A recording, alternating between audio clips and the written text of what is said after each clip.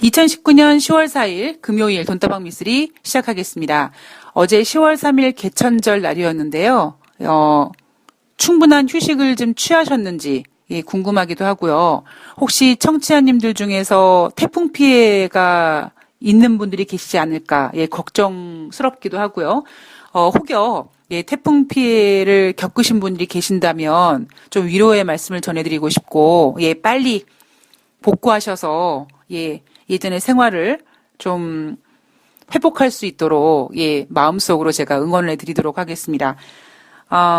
우리는 인생을 살아가면서요 매일매일 참 버라이어티하지 않습니까? 아침에 눈을 떠서 나는 오늘 뭐뭐 해야지 라고 계획하면서 그 계획이 진행되는 과정 속에서 또 그 계획대로 진행되지 않으면서 생각하지 못했던 정말 별의별 사건들을 우리가 경험하고 보면서 매일매일이 참 흥미롭고 버라이어티합니다. 주식시장도 마찬가지라고 생각을 하거든요. 2019년 10월 달 증시는요. 3분기 실적 시즌이라는 큰 울타리 속에서 연준의 금리 인하 그리고 특히 이번 주 후반과 다음 주까지는 큰 딜이 두 개가 예정되어 있죠. 미국과 북한의 실무협상 그리고 중국과 미국의 무역협상. 주식시장 하면 우리가 이렇게 막 정치적으로 혹은 이슈 같은 것들로 인해서 막 시장이 혼돈스러울 때마다 전문가들은 이렇게 외칩니다. 자, 시장이 어려울 땐 기본에 충실하자. 그리고 그 기본은 결국 우리는 주식이 무엇일까라는 기본적인 개념으로 돌아가게 되죠. 주식은 어떤 회사가 과연 그 기업이 장사를 잘하는지 못하는지 앞으로 성장성이 있는지 없는지 그런 것들을 보면서 투자자들이 그 회사에다가 투자를 하는 거다. 이렇게 간단하게 주식을 정리해 놓고는 다른 정치적인 문제 이런 이슈에 휘둘리지 말고 자 기본에 충실합시다. 이런 얘기를 대부분 하게 되는데요. 올해 3분기 기업 실적 시즌은 사실 그거를 예상하기가 좀 어렵죠. 그러다 보니까 실적에 대한 이야기보다는 물론 실적이라는 큰 바운더리가 있긴 하지만 실적보다는 여전히 이슈에 흔들릴 수 있는 가능성이 참 크고요. 그래서 미쓰리는 10월 달에 멀미약을 준비하셔야 될 것 같습니다라는 말씀을 드린 겁니다. 10월 3일 목요일 뉴욕 증시는요. 장 초반에 1% 넘는 개파락으로 시작을 했습니다. 저는 주식을 매매할 때요. 좀 자신 있게 들어갈 때가 있거든요. 그때가 언제냐면 개파락 때. 왜냐하면 갭은 반드시 메꾼다라는 증시 격언이 있기 때문에 전일 크게 하락했더라도 뭐 예를 들면 전일에 한가를 갔다. 그런데 그 다음날 시가가 한 10% 이상 뭐 하물며 또다시 하한가로 시장을 했다. 그러면 저는 대부분 그런 종목은 믿고 들어갑니다. 뭘 믿느냐? 반등할 거라는 걸 믿는 거죠. 그 갭을 메꿀 거라는 걸 믿는 거죠. 자, 그런 것처럼 10월 3일 목요일 뉴욕 증시는 10월 1일 날 하락했고 10월 2일 날 하락했고 그리고 10월 3일 날 1% 넘는 개파락을 보이면서 단기 하락에 따른 반발 매수세가 유입이 됐고요. 즉 저가 매수세가 유입이 됐고 그냥 저가 매수세만 유입되기보다는 거기에 무언가 좀 포장을 해줘야 되지 않겠습니까? 뭔가 이유가 있어야지 저가 매수세를 지지해 줄 수 있거든요.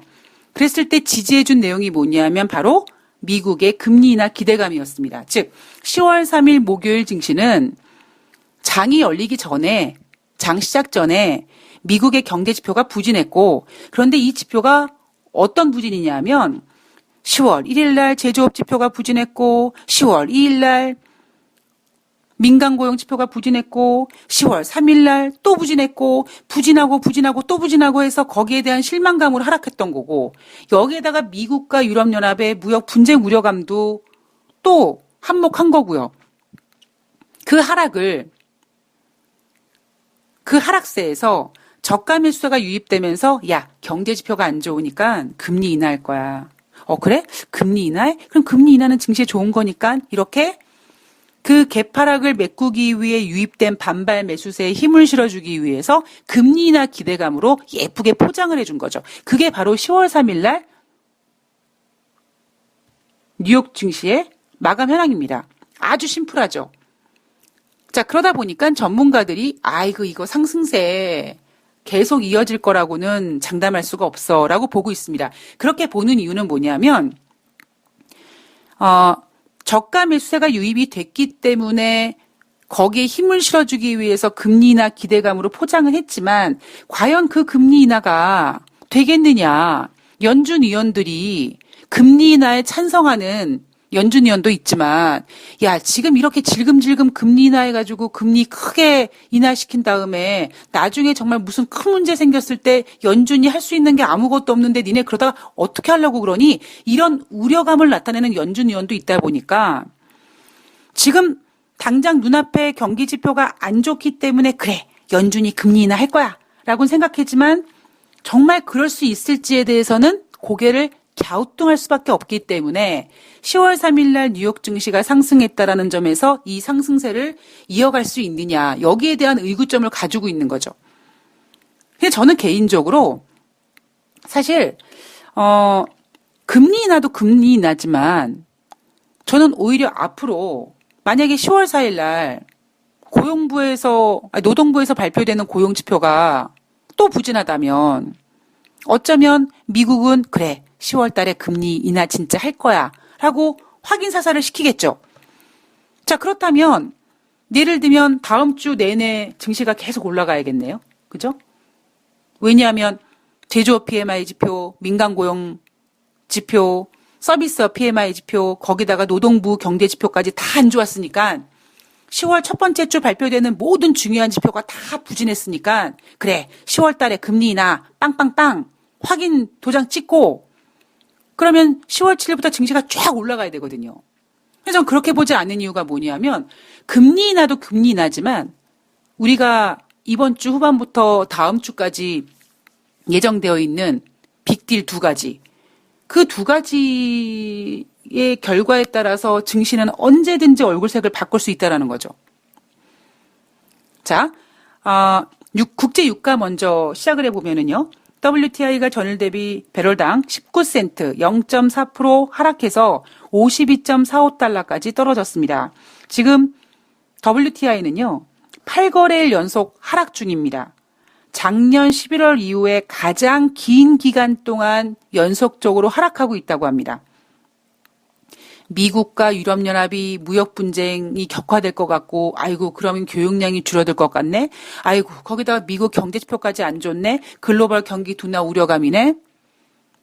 그나마, 아람코 공습받은 거 복귀 많이 했으니까 그 문제는 좀 제끼고, 그리고 지금 이란과 미국과의 긴장된 어떤 긴장감은 보이지 않고 있습니다.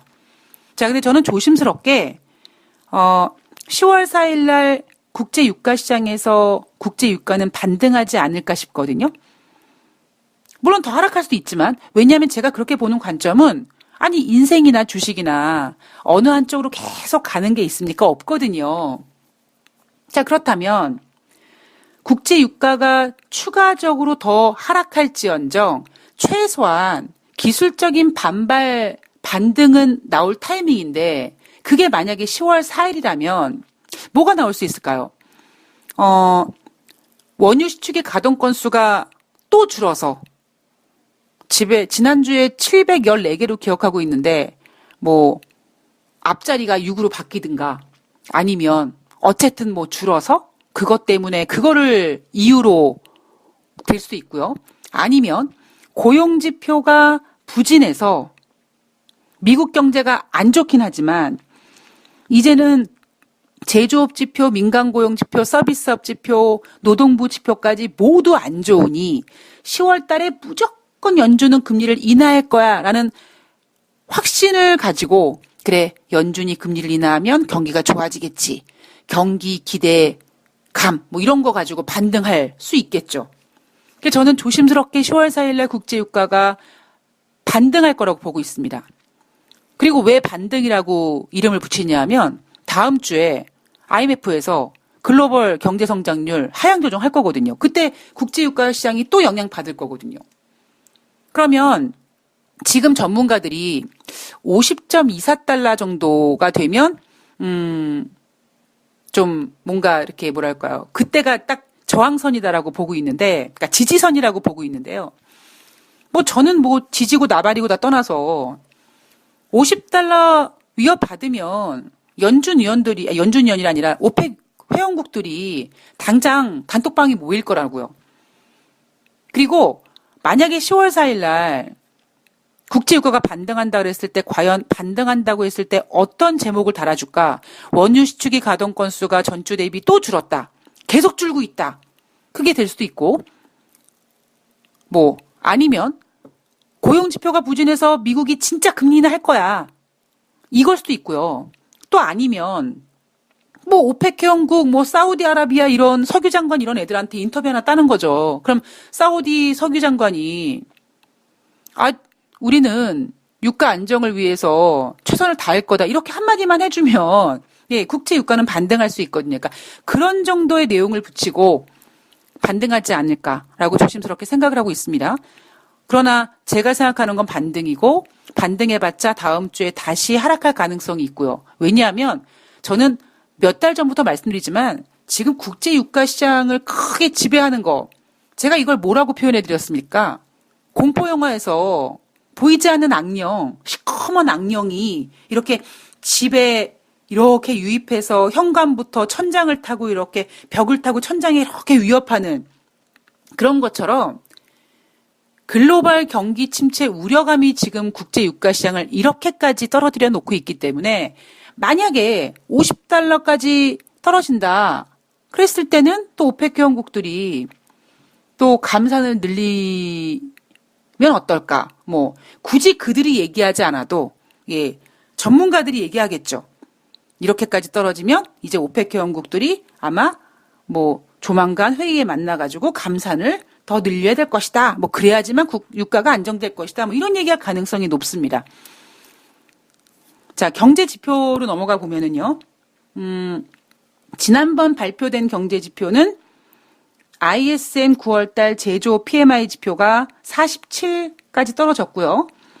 그리고 제가 여러분들께 서비스업 PMI 지표와 제조 PMI 지표 중에서 서비스업 PMI 지표가 좀 수치가 높다고 말씀드렸잖아요. 그러니까 제조업 지표는 지금 50 이하인데 아직 서비스업 지표는 50 이상에 있습니다. 이날 경제 지표가 부진해서 미국 증시가 1% 넘게 개파락으로 시작했던 이유 중에 하나가 ISM 9월달 서비스업 PMI 지표가 8월달엔 56.4였는데 9월달에는 52.6으로 하락했다라는 거죠. 전문가들도 56.4보다는 덜 나올 거라고 보고 있었어요. 전문가 예상치는 55.3 정도를 예상하고 있었습니다만 전문가 예상치보다 더 부진했죠. 자, 그리고 8월달 공장제 수주도 전일 대비 0.1% 감소했는데 시장에서는 변함없을 거야 라고 보고 있었지만 변함없는 게 아니라 감소했기 때문에 공장제 수주도 좋지 않았다. 자, 주간 신규 실업상 청구 건수도 전주 대비 4,000명 증가해서 21만 9천 명을 기록하고 있다. 시장 예상은 21만 5천 명을 예상하고 있으나 시장 예상보다 4천 명 더 증가했다. 이게 지금 21만 9천 명이지만요. 그냥 22만 건으로 봐도 되겠죠.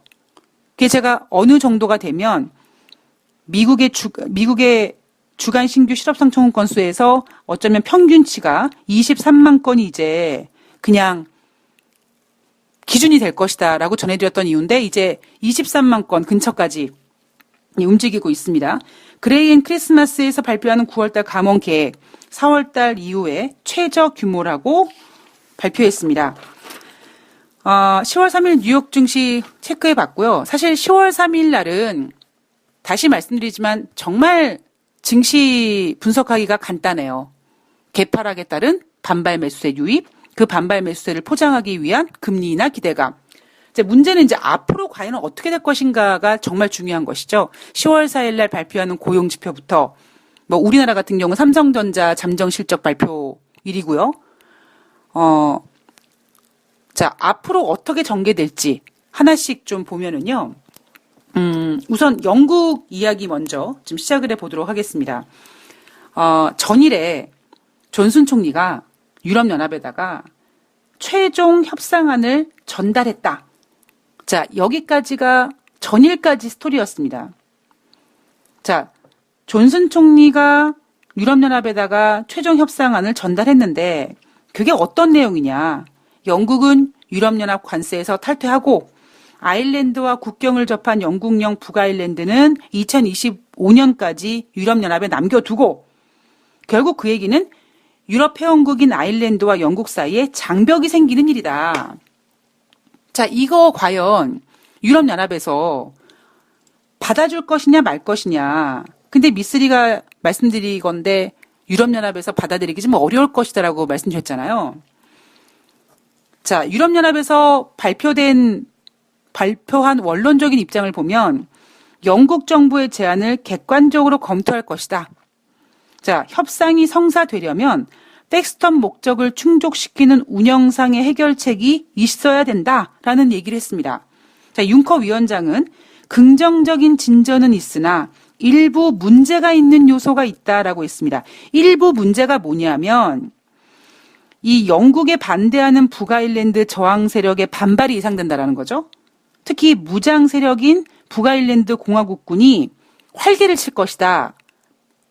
바로 이 부분을 융커 위원장은 걱정하고 있는 거고 또 하나 국경 통과 시 엄격한 통과 절차가 적용된다는 것은 지난 1998년에 맺은 벨파스트 협정에 위배되는 것이다.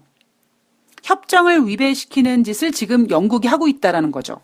그런 부분을 융커 위원장은 우려하고 있다는 거고 대신에 투스크 상임의장은 우리는 여전히 확신하지 못하지만 협상은 열려 있다라고 얘기합니다. 저는 이 투스크 의장이 하는 얘기는 협상이라기보다 여기서 얘기하는 협상은 연기를 해준다라는 얘기인 것 같아요. 파이낸셜 타임즈와 가디언과 텔레그래프는 유럽연합이 존슨 총리의 제안을 거부할 가능성을 높게 보고 있습니다. 지금 그렇다면 그 다음 시나리오가 지난번 19일까지 만약에 유럽연합이 이 존슨 총리의 협상안을 받아주지 않는다면 그 다음에 나올 시나리오가 지난번 야당에서 통과시킨 노딜 브렉시트 방지법 요거로 인해서 존슨 총리가 유럽연합에 가서 3개월 동안 연장해 주세요라고 하는 거 방법이 또 하나 있고요. 그리고 여전히 지금 존슨 총리는 10월 31일까지 브렉시트 강행하겠다는 의지가 있고요. 이 두 가지 시나리오가 있습니다. 물론 이 두 가지 시나리오 중에 뭐 예를 들면 1번이 된다고 해도 그게 또 끝나는 게 아니에요. 자, 시장에서 지금 보고 있는 관점은 좋은 게 좋은 거라고 에이 설마 존슨 총리가 의회에서 입법화시킨 노딜 브렉시트 방지법이라는 이 법까지 어겨가면서 브렉시트를 강행하겠어? 라는 생각을 하다 보니 지금 어떤 분위기는 그래 결국 존슨 총리가 노딜 브렉시트 방지법에 의거해 유럽연합에 가서 저기 내년 1월 31일까지 좀 연기해 주세요라고 할 가능성이 가장 크다라고 보고 있습니다.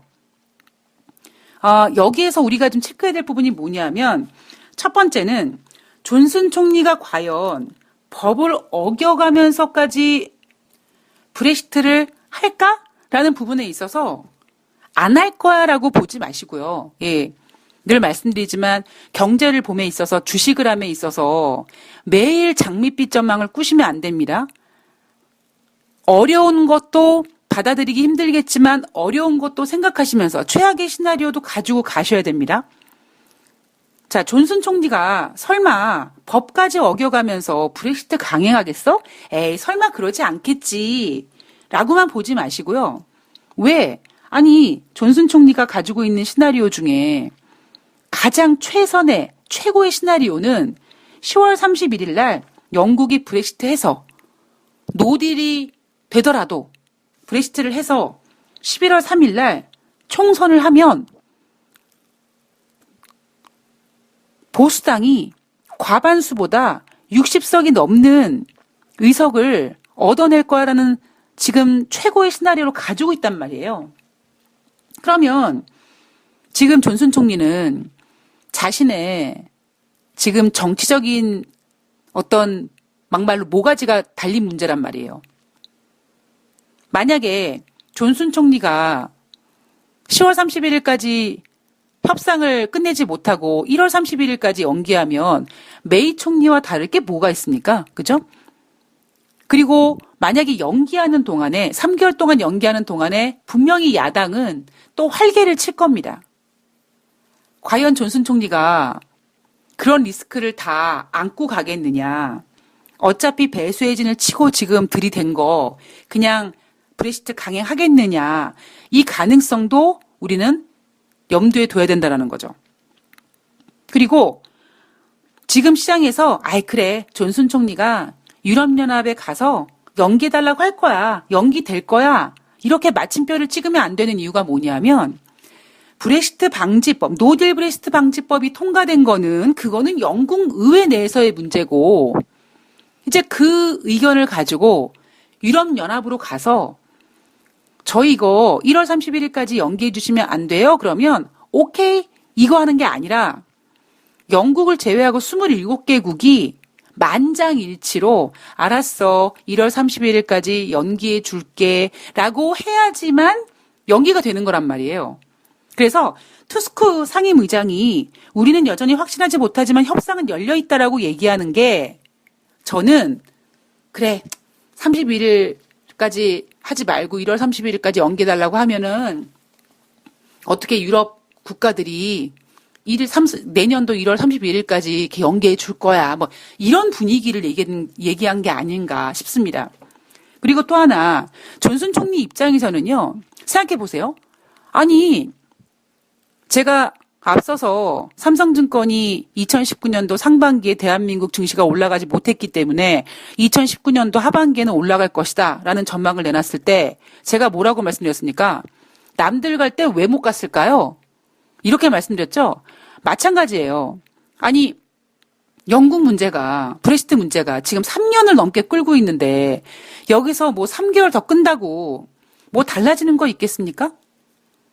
그렇기 때문에 존슨 입장에서는 법을 어기고서까지가 아니라 총리의 권한을 가지고 브렉시트를 강행할 가능성을 배제하면 안 되겠죠. 특히 제가 3년을 끌었는데 지금 3개월 더 연기시킨다고 뭔가 될 수 있겠습니까? 라고 얘기했던 그 이유가 뭐냐면 지금 유럽연합과 영국의 협상에서 가장 중요한 그 하드보더 안전장치 이 문제가 정말 이게 웬만한 문제가 아니거든요. 그러니까 보통 문제가 아니거든요.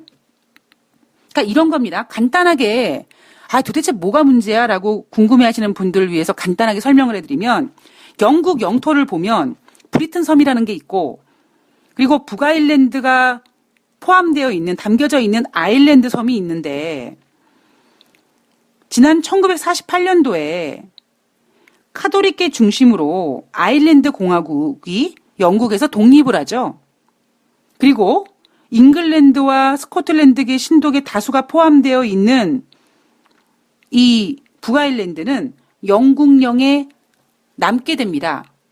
그런데 카톨릭계와 이 스코틀랜드계 신독의 이 종교적인 문제로 아일랜드 공화국과 북아일랜드가 맨날 치고받고 싸우는 거예요.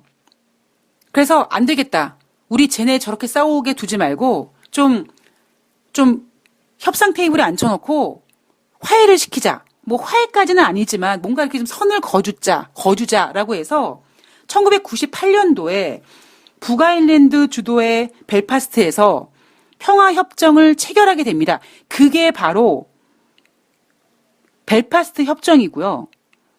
지금 존슨 총리가 제시한 제안서가 이 벨파스트 협정에 위배될 거기 때문에 유럽연합이 거부할 수도 있다는 얘기가 나오는 겁니다. 자, 그 벨파스트 평화협정은 어떤 내용이냐면 아일랜드와 북아일랜드 사이에 자유롭게 좀 이렇게 통과하게 하자.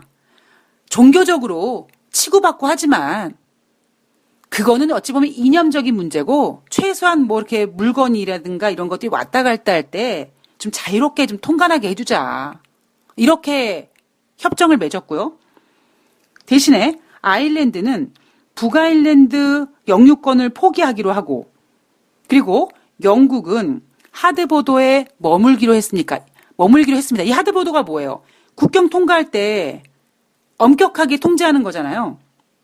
자, 이러한 평화협정을 지키기 위해서 지난번 메이 총리가 벨파스트 협정을 건드리지 않는 선에서, 즉, 그게 가장 좋은 방법이 뭐가 있을까? 그랬더니 영국 전체가 유럽연합을 탈퇴하기는 하지만 유럽의 단일시장과 관세 동맹에는 당분간 좀 잔류토록 하자. 물론 이 당분간이라는 기간이 정해지진 않았죠. 근데 이거를 쉽게 정하기에는 아일랜드 공화국과 북아일랜드 사이에 굉장한 어떤 자존심 내지는 정치적인 문제 때문에 기간을 딱 정하기는 어려운 문제였죠. 그렇기 때문에 그냥 당분간 잔류토록 하자라고 유럽연합과 메이 총리가 합의를 본 겁니다. 그런데 이 합의를 보수당 강경 논자들은 계속 의회에서 세 차례씩이나 불결시켜버리고 결국 메이 총리를 끌어냈죠. 보수당 강경파들이 이 메이 총리의 이 협상을 싫어하는 이유, 반대했던 이유가 뭐냐면 건방 떠는 거죠. 야, 그렇게 영국이 유럽연합에서 분리되는데 완전히 분리되어 버리면 우리 영국이란 나라는 독립된 주체로서 제3국과 FTA를 체결할 수 있는데 그렇게 몸뚱아리만 나오고 관세동맹 같은 거 유럽연합에 남게 되면 우리 영국이 다른 나라랑 무역협상 못하잖아. 나 그래서 이 협상 반댈세라고 한 거거든요. 그리고는 존슨 총리가 된 거죠. 그래서 존슨 총리가 이번에 내놓은 제안을 보면 얼뜻 보면 그럴듯하지만 뭐 이런 거잖아요. 아일랜드 공화국과 영국령 북아일랜드를 하나의 규제 지역으로 정해버립니다. 대신에 당분간 영국령에 포함된 북아일랜드는 2025년까지 유럽연합에다가 남겨두는 거죠. 즉, 어찌 보면 브리튼 섬은 독립시켜버리는 거고 북아일랜드는 2025년까지 유럽연합에 남겨두는 아주 그럴듯해 보이지만 뭔가 오묘한 그런 협상안이거든요. 자, 융커 위원장이나 투스크 의장이나 아니면 영국을 제외한 28개국 유럽연합 입장에서 보면 아이고 저 영국 새끼들 또 결국 지네들 편한 대로 지네들 좋은 대로 자기네 몸뚱아리는 쏙 빠져나오고 좀 아닌 것 같으니까 자기네 소속인 북아일랜드는 2025년까지 유럽연합에다가 딱 넣어놓고 그래서 아일랜드 공화국과 같은 규제를 정하게 해놓고 2025년도에는 이 북아일랜드 결정에 따라서 독립해버리는 이런 거거든요. 그러니까 당연히 어렵죠. 왜냐하면 이런 과정 속에서 결국 벨파스트 협정에 위배되는 거고 결국 이 북아일랜드가 가만히 있겠습니까? 저항 세력이 반발이 심해지겠죠. 왜 니네는 탈퇴하고 우리는 왜 유럽연합에다가 왜 남겨두냐 뭐 이런 거 아니겠습니까? 이런 문제가 쉽게 이게 협상이 될 문제는 아니라는 거죠.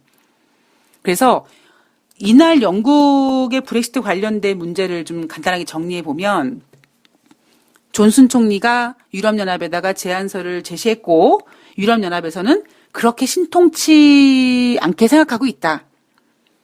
그러나 신통치 않게 생각하기 때문에 19일 날 협상이 되기는 좀 어려울 것 같지만 차선책이 있으니까 그 차선책은 1월 31일까지 브렉시트를 연기하는 거고 그러면 연기가 된 게 아니라 그 연기가 될 수 있는지는 또 유럽연합에서 만장일치로 해주는지 안 해주는지 우리가 체크해 봐야 된다. 거기에다가 과연 존슨 총리가 법을 지키면서 유럽연합회한테 가서 연기해달라고 할지 아니면 자기의 정치적 생명을 걸고 브렉시트를 강행할지. 여러분, 영국 문제 절대 쉬운 게 아니라고요. 자, 2부에서 이제 영국 문제 체크해 봤으니까요. 이제 유럽연합과 미국이 무역 분쟁을 제기하는 부분, 그리고 어제에 이어서 에콰도르에 대한 이야기를 조금 더 해볼 거고요. 그리고 북한과 미국의 실무 협상에 대해서, 그리고 미국의 대통령 선거에 대해서 짚어보도록 하겠습니다. 2부에서 뵐게요.